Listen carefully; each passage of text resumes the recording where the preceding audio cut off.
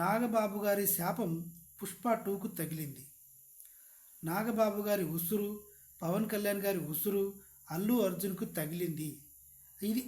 ఇది అల్లు అర్జున్ మీద, పుష్ప 2 మీద నాగబాబు గారి ఫీలింగ్ అనమాట.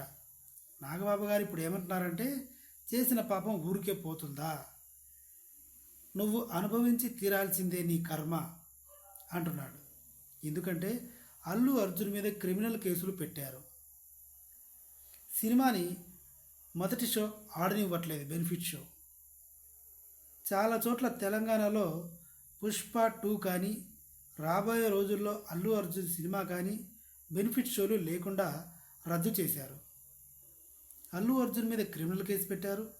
గీతా ఆర్ట్స్ మీద కూడా కేసులు పెట్టారు.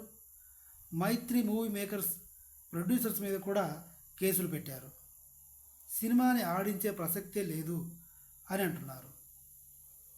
చాలా హ్యాపీగా ఉన్నట్టుగా ఉంది నాగబాబు గారికి.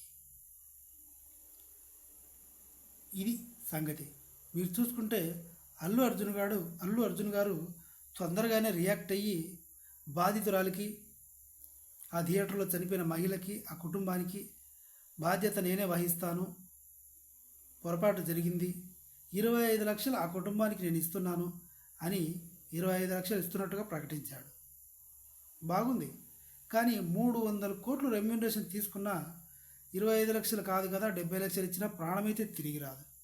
చేసిన పొరపాటు ఏమైనా ఉంది అంటే అలాంటి ప్లేస్కి అల్లు అర్జున్ చెప్పా పెట్టకుండా వెళ్ళటం, ఇది చాలా పెద్ద తప్పు.